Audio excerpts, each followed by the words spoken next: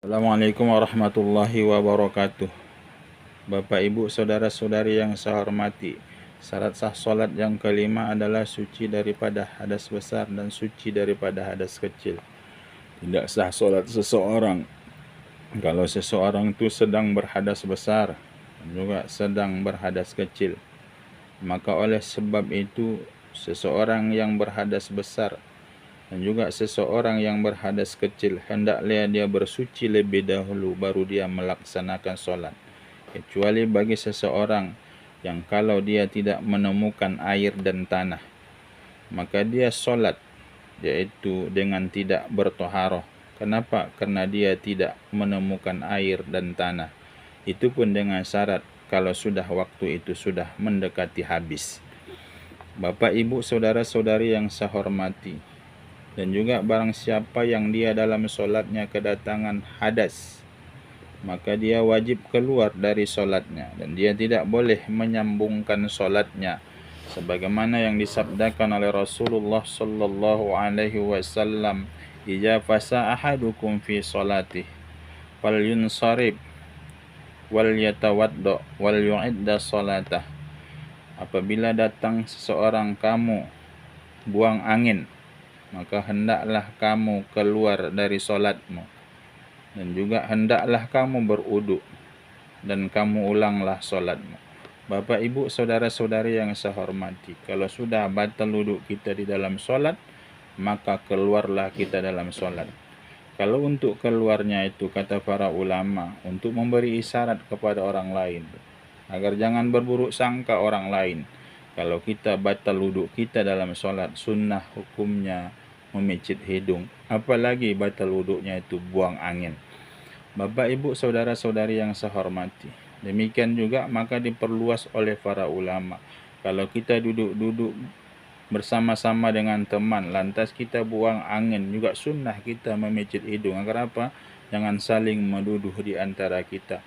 Orang yang memicit hidung itulah yang buang angin kalau kita duduk-duduk bersama teman.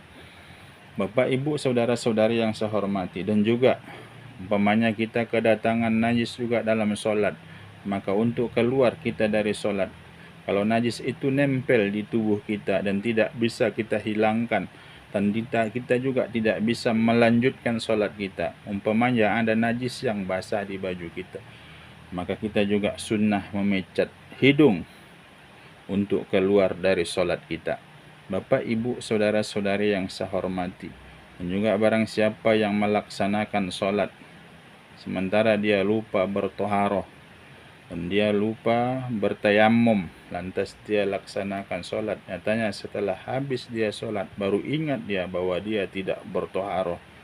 Kata para ulama, orang yang melaksanakan solat tapi bukan dalam keadaan sengaja dia tidak bertoharoh, kalau dia dengan sengaja dia tidak bertoharoh lantas dia melaksanakan solat, perbuatannya itu haram. Tapi bagi orang yang terlupa untuk melaksanakan wudhu bertoharoh lantas dia melaksanakan solat, maka seseorang yang terlupa itu akan diberi pahala, yaitu pahala yaitu niat, dan yang kedua pahala yaitu membaca yaitu ayat-ayat Al-Quran, dan juga pahala yaitu pahala zikir. Adapun pahala perbuatan solat tidak diberikan kepada seseorang itu. Kenapa? Dia melaksanakan solat itu tidak dalam keadaan bertoharoh. Bapak, Ibu, saudara-saudari yang saya hormati, itu syarat solat yang kelima. Adapun syarat solat yang keenam, sebagaimana kita jelaskan di awal, yaitu perbedaan wajib solat dan juga perbedaan syarat sah solat, yaitu adalah sah solat seseorang itu, yaitu syarat yang keenam adalah itu tamyiz, yaitu bagi seseorang anak yang sudah memayyiz. Apa yang dimaksud memayyiz? Sudah yang lalu saya jelaskan, walaupun demikian saya ulang kembali. Yang dimaksud dengan memayyiz itu adalah orang yang bisa makan sendiri, orang yang bisa minum sendiri, orang yang bisa cara berwudu sendiri, dan juga tata cara solat dia juga sudah paham untuk melakukannya. Maka seseorang seperti ini maka sudah dikatakan memayyiz. Bagaimana batasan memayyiz itu? Kalau dari kecil kita sudah mengajarkan yaitu pelajaran agama sebagaimana yang dijelaskan yang telah lalu, wajib bagi orang tua untuk menyampaikan pelajaran-pelajaran agama kepada anaknya. Maka anaknya kalau sudah sampai umur 7 tahun, udah pandai makan sendiri, udah tahu cara minum sendiri, udah tahu tata cara bersuci sendiri, dan tata cara sholat, maka seseorang itu sudah dikatakan mumayyiz. Maka sahlah sholat seseorang yang sudah mumayyiz kalau dia melaksanakan sholat. Bapak, Ibu, saudara-saudari yang saya hormati, inilah pertemuan kita kali ini. Terima kasih atas segala perhatian. Mohon maaf atas segala kekurangan. Assalamualaikum warahmatullahi wabarakatuh.